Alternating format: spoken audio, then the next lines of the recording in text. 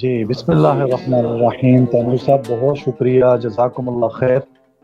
آج پھر ایک دفعہ جو ہے وہ بڑے ایک لمبے عرصے کے بعد، بلکہ ایک سال کے بعد دوبارہ ہست و نیس کے پلیٹ فارم سے پھر یہ موقع مل رہا ہے رمضان کی بابرکت ساعتوں میں، گھڑیوں میں دوبارہ اس طرف آنے کا۔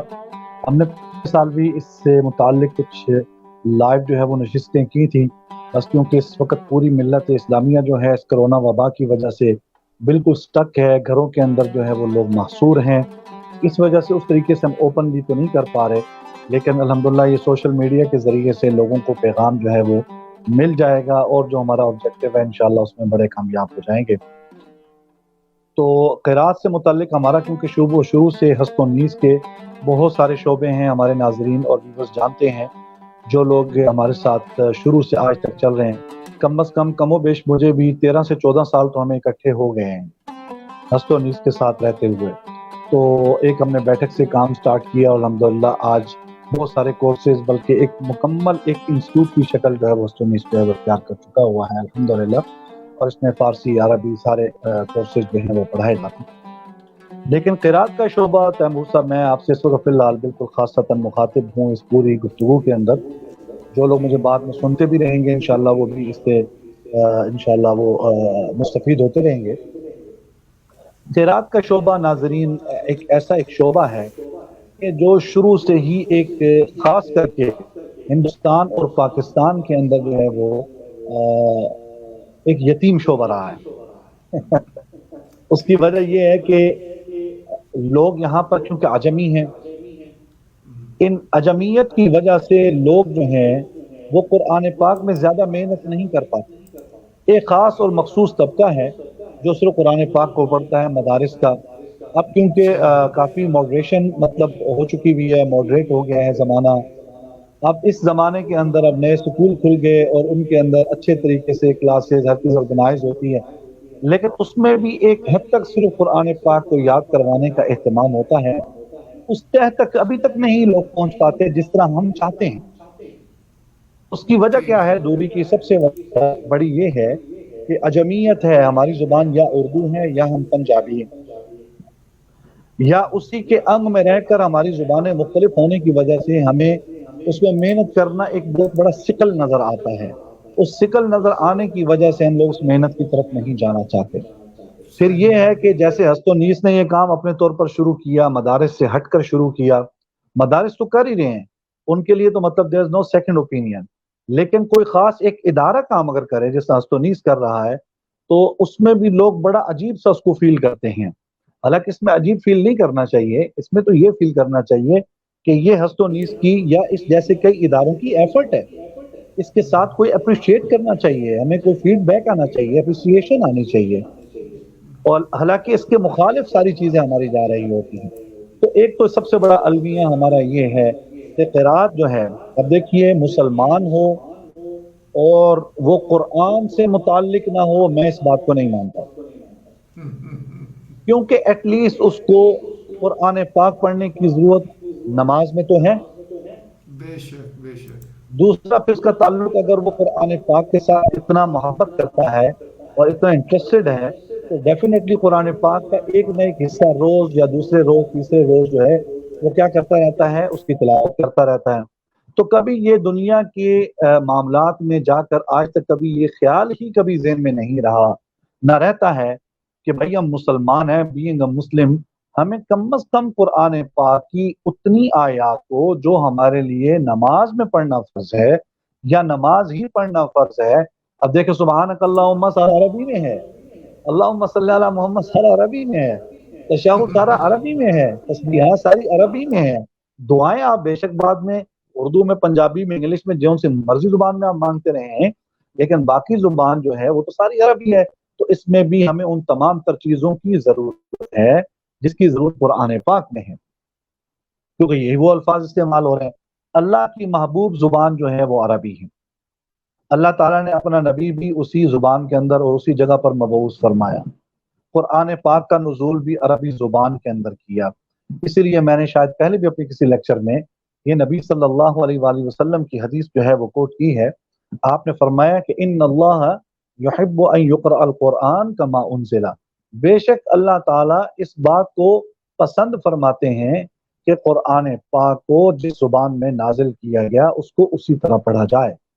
اب اس کا مطلب یہ نہیں ہے کہ انگلش بولنے والا زبان انگلستان میں رہنے والا کبھی یہ کہے کہ نہیں بھائی عربی زبان میں ہے لہذا میری زبان تو انگریزی ہے، میں تو پڑھ ہی نہیں سکتا۔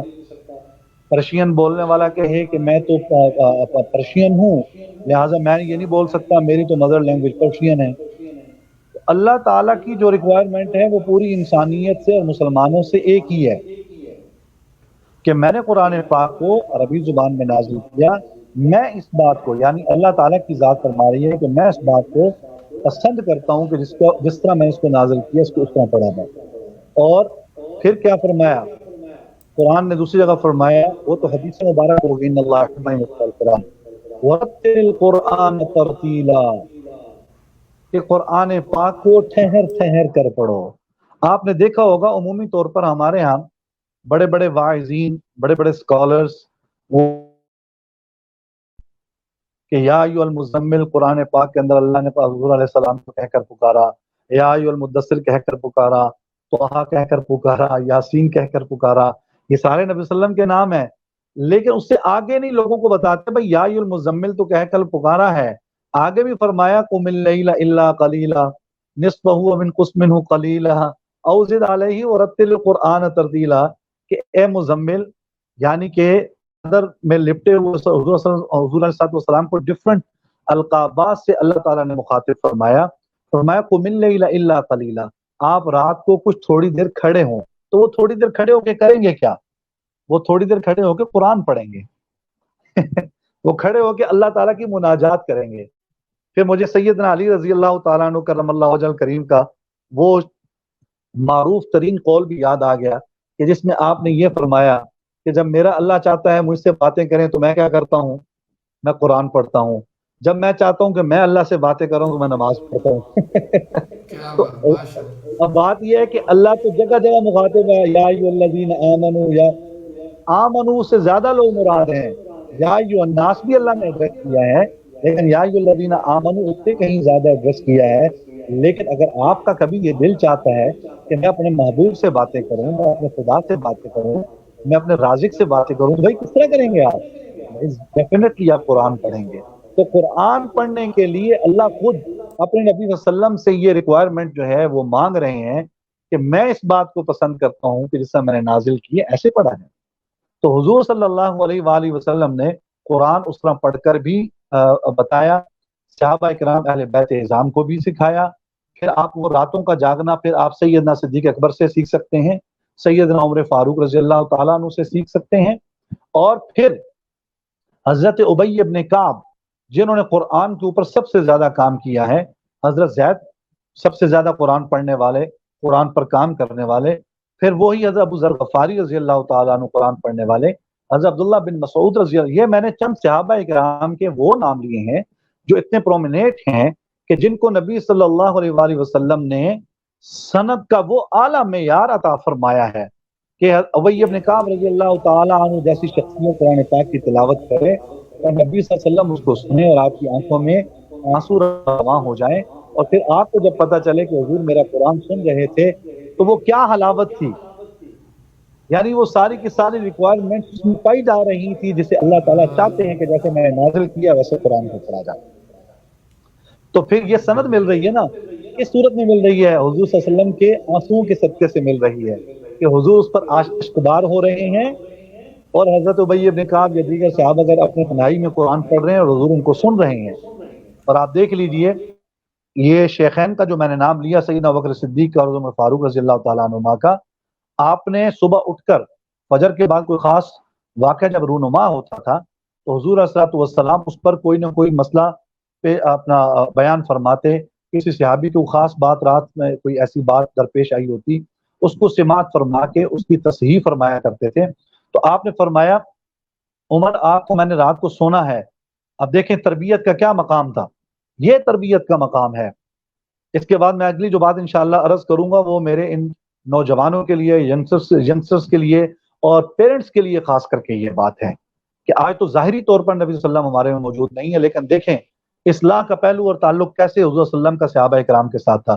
آپ نے فرمایا کہ میں جب رات کو گزرا تو عمر آپ کی آواز بہت زیادہ بلند تھی، اور پھر فرمایا کہ ابوبکر صدیق رضی اللہ عنہ نے فرمایا کہ جب میں آپ کے مکان کے باہر سے گزرا تو آپ کی اتنی پست آواز تھی کہ آپ کی آواز کو غور سے سماعت کرنا پڑ رہا تھا۔ تو آپ نے فرمایا حضرت عمر فاروق رضی اللہ تعالیٰ عنہ کو کہ آپ اپنی آواز کو تھوڑا سا کم کر لیجئے، اور ابوبکر صدیق سے فرمایا آپ تھوڑی سی اپنی آواز کو بلند کر لیجئے۔ ٹھیک ہے، اب یہاں پر آپ یہ بھی فرما سکتے تھے کہ آپ نے قرآن صحیح نہیں پڑھا، نہیں، آپ فرمایا قرآن بالکل ٹھیک پڑھ رہے تھے آپ دونوں، لیکن آپ کی آواز میں پستی اور بلندی کی صرف بات تھی۔ آج کے پیرنٹس کو یہ اس بات کی ضرورت ہے، کیوں؟ اس لیے کہ میرے پاک پیغمبر صلی اللہ علیہ وسلم نے فرمایا کلکم راعٍ وکلکم مسئول عن رعیتہ، ہر آدمی جو ہے وہ اپنے گھر والوں کا کیا ہے؟ بڑا ہے، لیڈر ہے، چرواہا ہے۔ وکلکم مسئول عن رعیتہ، اور قیامت والے دن اس سے اس کی رعایا کے بارے میں پوچھا جائے گا۔ میرے سے میرے بیوی بچوں کے بارے میں پوچھا جائے گا، آپ سے آپ کے بیوی بچوں کے بارے میں پوچھا جائے گا، خاندان کا کوئی بڑا ہے اس سے اس کے خاندان کے بارے میں پوچھا جائے گا۔ تو کیا پوچھا جائے گا؟ یہی کچھ پوچھا جائے گا کہ بھائی نماز آپ کو تو پڑھنی آتی تھی، آپ نے اپنے بچوں کو نہیں سکھائی۔ اگر آپ کے پاس قرآن آیا تھا تو قرآن کی تصحیح کرنے کے لیے آپ نے ہست و نیس کا یا کسی اور ادارے کی طرف آپ نے رجوع کیا تھا یا نہیں کیا تھا؟ آپ کے پاس تو بہت ساری اپرچونٹیز تھیں۔ اب تو میڈیا کا دور ہے، ساری دنیا لاک ڈاؤن میں چلی گئی اور سارے لوگ جو ہے وہ سٹک ہو گئے انسائڈ، لیکن کیا ہے، میسج آج پھر بھی پہنچ رہا ہے لوگوں تک، کتنی فیسلٹیز ہیں۔ تو یہ کم ہمتی اور بے توجہی کی بات ہے کہ اتنی کچھ اپرچونٹیز ہونے کے باوجود بھی ہم ان چیزوں کا اویل نہ کر سکیں۔ تو میں اپنے موضوع کی طرف دوبارہ عرض آتا ہوں دوبارہ کہ قرآن پاک کو نبی صلی اللہ علیہ وآلہ وسلم نے وہ خاص صحابہ کرام کو منتخب فرمایا، جیسے قاری قرآن آج موجود ہیں صحیح معنی کے اندر۔ اور یہاں پر میں تیمور صاحب آپ کی وساطت سے، حسن اس کی وساطت سے یہ دوبارہ میسج دینا چاہتا ہوں، اور کئی بار میں نے یہ کہا ہے کہ ہم بہت سارے دنیا کے اندر ایسے سبجیکٹس ہیں جن کا ایک ٹیمپریری آپ کو فائدہ ہو سکتا ہے، مے بی کہ آپ اس سے ایک پیسہ کما سکتے ہیں، دنیا میں شہرت اور نام کما سکتے ہیں، لیکن ہم اس کے لیے کتنا پے کرتے ہیں۔ فزکس کے لیے ہم کتنا پے کرتے ہیں، بایولوجی کے لیے کتنا پے کرتے ہیں، لٹریچر کے لیے ہم کتنا پے کرتے ہیں، لیکن قرآن کے لیے ہم دنیا کا وہ آدمی اٹھا کر لاتے ہیں جو سب سے سستا ترین آدمی ہوتا ہے۔ اور مینٹالٹی ہماری یہ ہوتی ہے کہ بچے کو صرف قل واللہ سیدھی اگر آ جائے، وہ نماز پڑھنے جوگا ہو جائے، چاہے وہ اپنے باپ کے مرنے کے بعد قرآن پڑھ کر اس کو بخشنے جوگا بھی نہ ہو، اپنی زندگی سمجھنے کے لیے بھی اس کا قابل نہ ہو، پھر وہ زندگی کے اندر اس نے کیا کمایا؟ اس نے یہ ہمارا اگر معیار ہوگا تو ڈیفینیٹلی قرآن سے ہماری دوری ہو جائے گی۔ قرات ایک ایسا موضوع ہے کہ قرات کی وجہ سے قربت قرآن ملتا ہے، قربت قرات جو ہے وہ بھی ملتی ہے، اس میں حلاوت کرنے میں حلاوت ملتی ہے۔ ایک لفظ کو جب بار بار آپ پڑھتے ہیں، میں پھر یہاں پر امام اعظم ابو حنیفہ رحمۃ اللہ علیہ کو بھی یاد کرتا جاؤں، پھر ایسی حلاوت تیمور صاحب ملتی ہے، پھر امام اعظم ابو حنیفہ جیسا بندہ ہو اور وہ تہجد میں کھڑا ہو اور اس کو حلاوت آئے اور وہ یہ کہے وَامْتَازُوا الْيَوْمَ أَيُّهَا الْمُجْرِمُونَ۔ سورہ یاسین کی اس آیت پر جب وہ پہنچے تو اس قدر وہ وجد میں چلا جائے کہ اللہ تعالیٰ قیامت والے دن فرمائیں گے کہ آج مجرم کی صفوں سے علیحدہ ہو جائیں۔ یہ سمجھ کب آئے گی؟ قرآن کی تفہیم سے آئے گی، اور قرآن کی تفہیم کس سے آئے گی؟ قرات قرآن سے آئے گی۔ اور قرات قرآن کب آئے گا؟ جب آپ اس کو صحیح پروناؤنس کرنا سیکھیں گے۔ جب آپ کی پروناؤنسیشن ہی ٹھیک نہیں ہے، پروناؤنس کرنا ہی نہیں جانتے، اور ہمیشہ آپ جلدی جلدی بھاگ کر ان کاموں کو کرنے کی کوشش کرتے ہیں، جبکہ میرے رب کا حکم ہے وَرَتِّلِ الْقُرْآنَ تَرْتِیلًا۔ اس قرات کے اندر کیا کیا چیزیں آتی ہیں، اس قرات کے اندر کیا کیا چیزیں آتی ہیں، میں اپنی اس موضوع کو اب سمیٹنے کی طرف جا رہا ہوں، کیونکہ آج کی ہماری یہ سیٹنگ جو ہے وہ ایک انٹرو بھی ہے، اور ہم کیا کیا کریں گے اس سے یہ بھی متعلق ہے۔ تو نبی صلی اللہ علیہ وآلہ وسلم نے خاص لوگ منتخب فرمائے۔ اپنی ہجرت سے پہلے آپ نے ایک صحابی رسول کو خاصتاً مدینہ منورہ کی طرف روانہ فرمایا، جو لوگوں کو جا کر قرآن سکھائیں۔ اور جس نے بھی پہلا اسلام قبول کیا اپنے خاندان میں سے، اس نے اگر پہلی بات پوچھی یا رسول اللہ میں اسلام قبول کرنے کے بعد کیا کروں، تو آپ نے پہلی چیز ارشاد فرمائی کہ لوگوں کو جا کر جو دین کی تبلیغ بھی کرنی ہے وہ قرآن کے ذریعے سے کرو، قرآن لوگوں کو سکھاؤ، قرآن کے ساتھ لوگوں کو جوڑو۔ اور پھر آپ کتنے خوش قسمت ہیں تیمور بھائی، آپ کتنے خوش قسمت ہیں کہ جس کو نبی صلی اللہ علیہ وسلم نے یہ سند دی ہے خیرکم من تعلم القرآن وعلمہ. سیدنا عثمان ذو النورین رضی اللہ تعالیٰ عنہ کی یہ روایت ثابت ہے. آپ نے فرمایا، میرے پاک پیغمبر نے فرمایا، تم میں سے بہتر انسان وہ ہے جو قرآن پاک سیکھے اور سکھائے. واہ. دنیا اور کائنات کا سب سے بہترین اور اعلیٰ آدمی وہ ہے جو قرآن سیکھے اور سکھائے. دنیا کے کسی بہترین آدمی کی تاجر کو نہیں کہا آپ نے. تاجر کی اپنی، جو سچا تاجر ہے اس کی اپنی جگہ پر اس کی سند موجود ہے حضور سے، لیکن کیا ہے، ان تمام تر لوگوں میں سے سب سے جس کو فضیلت حاصل ہے وہ قرآن کے سیکھنے اور سکھانے کو ہے. قارئین اور قاری کا مطلب ایک، قارئین اس کی جمع، قاری کا مطلب پڑھنے والا. تو کوئی بھی کسی چیز کا بھی پڑھنے والا ہو وہ قاری ہی کہلاتا ہے، لیکن جو خاص قاری ہے وہ قرأت قرآن کے ساتھ ریلیٹڈ ہے. جب وہ قرأت قرآن کرے گا تو وہ قاری کہلائے گا. ٹھیک ہو گیا. ایک ہے قرأت، دیکھیں میں نے پڑھا بسم اللہ الرحمن الرحیم، بسم اللہ الرحمن الرحیم. اب یہ میں غلط پڑھ رہا ہوں لیکن لفظ میں ادا کر رہا ہوں تو میں قاری تو کہلایا، لیکن میں نے اس کو تجوید کے ساتھ نہیں پڑھا. جود یجود تجویدن کا معنی ہوتا ہے صحیح طریقے سے کسی چیز کو پروناؤنس کرنا، صحیح طریقے سے کسی چیز کو پڑھنا. اور سیدنا علی رضی اللہ تعالیٰ عنہ امام المسلمین خلیفۃ المسلمین کرم اللہ وجہ کریم فرماتے ہیں، آپ سے کسی نے پوچھا تجوید کیا چیز ہے؟ آپ نے فرمایا ہوا تجوید الحروف و معرفت الوقوف. تجوید کی آپ نے جتنی خوبصورت تعریف فرمائی ہے، دنیا کے اندر جتنے بھی ان کے بعد امام ہوئے ہیں ان سب نے اس قول کو ترجیح دی ہے جو سیدنا علی نے جس کی تعریف فرمائی ہے. اس سے خوبصورت تعریف کوئی نہیں فرمائی کسی نے بھی. فرماتے ہیں وہ تجوید الحروف و معرفت الوقوف. تجوید وہ ہے لفظوں کو صحیح طریقے سے ادا کرنا اور کہاں جا کر رکنا ہے اس جگہ کو پہچاننا. اب عربی زبان کی فار ایگزامپل آپ نے ایک سینٹینس سٹارٹ کیا عربی زبان کے اندر. اب کئی آیات قرآن پاک کی بہت لمبی ہیں، ہم ہیں عجمی.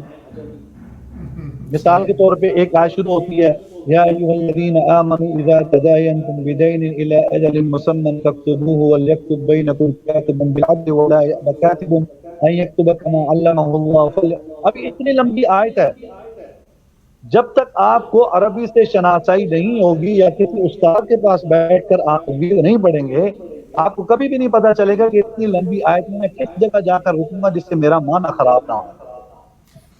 عرض کرنے کا مقصد یہ ہے، میرے ایک استاد ہے، وہ ایک بڑی سادہ سی مثال دیتے، وہ فرماتے تھے مولانا ہماری مثال جو ہے وہ ایک لنگڑے لولے کی طرح ہے اجمیوں کی، ان کو بیساکھیوں کی ضرورت ہوتی ہے. یہ جو جیم صاد لام اکٹھا لکھا ہوتا ہے اور گول دائرہ لگایا ہوا ہوتا ہے، یہ لکھا تو اپنی جگہ ٹھیک ہے، لیکن دنیا میں تیمور صاحب کئی لوگ ایسے پڑھنے والے بھی ہیں جو اس جیم صاد لام تک بھی نہیں پہنچتے، بیچاروں کا ساتھ بیچ میں ٹوٹ جاتا ہے. لا محالہ ان کو اس بات کی ضرورت پھر پڑے گی، مگر مطلب ہے وہ جو نشانات ہیں وہ بھی اسی کی طرف، وہی جو آپ بات کر رہے ہیں وہ اسی لیے لگائے گئے نا. جی کہ ہمیں بالکل اسی کی وجہ سے، بالکل اسی کی وجہ سے، بالکل آپ صحیح فرما رہے ہیں، وہ اسی پہ ہے. میں یہی دونوں باتیں عرض کر دیں کہ ایک آدمی وہ ہے جو اس جگہ تک پہنچ گیا، یہ بیساکھی ہے، یہ جو سعاد لام جو لکھا ہوا ہے یہ بیساکھی ہے، کیونکہ ہمیں پتہ ہی نہیں. زبر زیر پیش جو پہلے ہمیں اپنے حس و نیز کے ذریعے سے بھی کئی ایسے مخطوطات کئی بار لوگوں کو دکھائے ہیں جس میں زبر زیر پیش نہیں لگی ہوئی. حضرت عثمان کے زمانے کا قرآن لکھا ہوا ہے، حضرت ابوبکر صدیق نے جب قرآن پاک کو جمع فرمانا شروع کیا اس زمانے کا لکھا ہوا ہے، ہرن کی کھال کے اوپر لکھا ہوا ہے لیکن اس کو زبر زیر پیش نہیں لگی ہوئی. ٹھیک ہے، تو اس کا مطلب ہے زبر زیر پیش کے بھی ہم کیا ہیں، محتاج. اور یہ جو رموز اوقاف کہلاتے ہیں اس کے بھی ہیں محتاج. لیکن ایک آدمی ایسا ہے جو زبر زیر پیش کی بھی پہچان کر لیتا ہے لیکن اپنا سانس چھوٹا ہونے کی وجہ سے ان رموز اوقاف تک بھی نہیں پہنچ پاتا. تو لا محالہ اس کو استاد کی بھی ضرورت ہے اور عربی زبان سیکھنے کی بھی اس کو ضرورت ہے. عربی زبان اگر وہ کسی درجے میں نہیں سیکھ سکتا تو کم از کم کسی استاد کے پاس بیٹھ کے قرآن پڑھنا کم از کم وہ سیکھ لے، تاکہ وہ جہاں سے شروع کرے پھر یہ اوقاف کی بحث آگے آئے گی، کہاں وقف حسن ہوتا ہے وہاں کہاں وقف جائز ہوتا ہے، کہاں وقف قبیح ہوتا ہے، کہاں وقف اقبح ہوتا ہے، یہ تمام تر اوقاف کی قسمیں ہیں کہ اگر آپ یہاں رکے تو یہ وقف حسن ہے، یہاں رکے ہیں تو وقف جائز ہے، یہاں رکے ہیں تو وقف قبیح ہے، یہاں رکے ہیں تو وقف اقبح ہے۔ تو یہ سارے کے سارے ہم رموز اوقاف بھی اس کے اندر ڈسکس کریں گے۔ تو خلاصہ یہ ہوا کہ قرات ہر آدمی کر سکتا ہے، لیکن تجوید کیا ہے، تجوید کا جاننا بہت ضروری ہے، اور وہ تعریف سیدنا علی کی میں نے پیش کی ہے جو آپ نے فرمائی ہے کہ حروف کی ادائیگی صحیح طریقے سے کرنا۔ کیسے کرنا، میں ایک مثال دیتا ہوں، جیسے سین اور صاد میں فرق کرنا، ضاد اور وا میں فرق کرنا، طا اور تا میں فرق کرنا، ہا اور ہا میں فرق کرنا، ٹھیک، یہ مختلف حروف ہیں، ان کی ادائیگی کیسے ہوگی؟ اور لا محالہ عربی زبان کے اندر قرآن ہے، تو قرآن پاک کو اللہ نے، آپ نے پھر دوسری جگہ فرمایا اقرأ القرآن بلحون العرب واصواتها، آپ نے حکم فرمایا کہ تم جب بھی قرآن پڑھو عربوں کے لہجوں میں اور ان کی آوازوں میں پڑھو۔ اقرأ القرآن بلحون، لحن کہتے ہیں لہجے کو، اور یہاں پہ آپ نے جمع کا صیغہ ارشاد فرمایا لحون العربی واصواتها، صوت کی جمع اصوات ہے، ان کی آوازوں میں اور ان کے لہجوں میں پڑھو۔ ہاں، اور اچھا دوسری جگہ اچھا اچھا، فرمایا زین القرآن باصواتکم، اپنی آوازوں کے ساتھ قرآن کو زینت دو، حسن القرآن باصواتکم، اپنی خوبصورت آوازوں کے ساتھ تحسین دو۔ کمال۔ اور پھر اچھا، مخرج جو ہے اس کا معنی ہوتا ہے نکلنے کی جگہ، اس کی جمع ہے مخارج، جس جگہ سے لفظ نکلتا ہے اس جگہ کو مخرج کہا جاتا ہے۔ یہ 32 دانت زبان اور ناک صرف ایک جگہ میں استعمال ہوتی ہے جہاں سے صرف اس کی ساؤنڈ نکلتی ہے، باقی یہ تمام تر جو آپ کے 32 دانت منہ کے اندر ہیں، زبان کا کوئی حصہ کسی بھی زبان کے ساتھ جب جا کر ٹچ کرے گا کوئی نہ کوئی لفظ نکلے گا۔ یہ کہاں جا کر صحیح ٹچ کرنی ہے، یہ آپ کو ہست و نیس کا ادارہ جو ہے شعبہ اخراج آپ کو بتائے گا کہ یہ آپ نے زبان کا فلانا حصہ فلان جگہ ٹچ کرنا ہے تو یہ لفظ نکلے گا۔ تو یہ ہے مخارج۔ تو میں نے اس لیے حضرت علی کا جو قول پیش کیا اس میں یہی تھا نا، حرفوں کی صحیح ادائیگی۔ یا ہوٹوں سے کرنا، جیسے بے اب ہے ب، جی بالکل، بالکل یہ بھی بالکل، مقام ہے۔ جی بالکل ہے، لیکن میں نے زیادہ ان الفاظ کا نام لیا جو زیادہ الفاظ جہاں سے ادا ہوتے ہیں، صرف ان جگہوں کا میں نے بتایا۔ جب ہم ان ڈیٹیل جائیں گے تو ڈیفینیٹلی ہم بتائیں گے کہ ہونٹ بھی استعمال ہوتے ہیں، ناک بھی صرف ایک چیز کے لیے جو ہے وہ مخارج کی ادائیگی میں استعمال ہوتا ہے، باقی زیادہ جو ہے وہ آپ کی زبان جو ہے وہ مختلف حصوں میں جب 32 دانتوں میں سے کسی جگہ بھی جا کر جب لگتی ہے تو وہاں سے وہ حرف پیدا ہوتا ہے۔ باقی پھر وقت کے ساتھ ساتھ یہ ہماری بنیادی ضرورت ہے جس کو پورا کرنا ضروری ہے۔ آخری بات میں یہاں پر یہ عرض کرنا چاہتا ہوں کہ ایک ہے خوبصورت آواز سے پڑھنا اور ایک ہے نارمل آواز سے پڑھنا۔ قرآن کی جو ریکوائرمنٹ ہے وہ یہ ہے کہ کم از کم آپ اس کی ادائیگی ٹھیک کریں۔ خوبصورت آواز جو ہے یہ آپ کے پاس ایک گاڈ گفٹڈ چیز ہے، یہ آپ کے پاس ایک ثانوی چیز ہے۔ اگر آپ کے پاس یہ حاصل آپ کو ہو جاتی ہے تو یہ اللہ کا بہت بڑا کرم ہے۔ تو یہ نہیں سوچنا چاہیے کہ میری تو آواز نہیں لہذا میں کسی اچھے قاری سے قرآن کیوں پڑھوں، نہیں، بلکہ قرآن پاک کو پڑھنا ضروری ہے تجوید کے ساتھ۔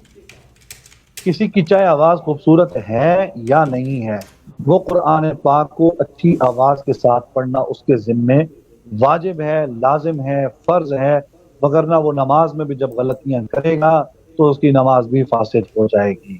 ظاہر سی بات ہے جب آپ قلب موٹے قاف کے ساتھ پڑھیں گے تو اس کا معنی ہوگا دل، چھوٹے لفظ کے ساتھ پڑھیں گے تو اس کا معنی ہوگا کتا، قلبن اور کلبن، کلبن قلبن۔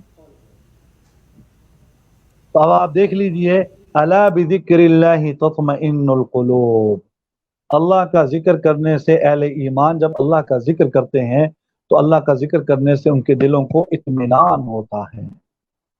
تو اب اس نے اگر چھوٹے کاف کے ساتھ پڑھ دیا تو اس کو معنی ہی تبدیل ہو گیا. اللہ تو آپ کی نیت کو جانتا ہے. آپ کے پاس عقل بھی تھی، وقت بھی تھا، مال بھی تھا، سارا کچھ آپ کے پاس تھا.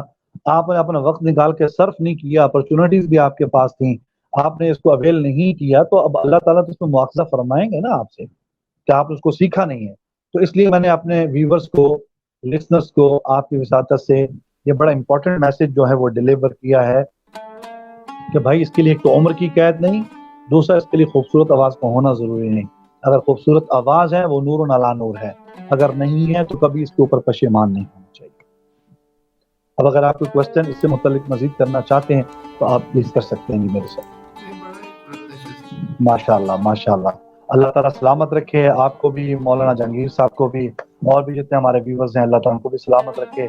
مزید دعاؤں کی درخواست ہے تمام حضرات سے. والسلام علیکم ورحمۃ اللہ وبرکاتہ.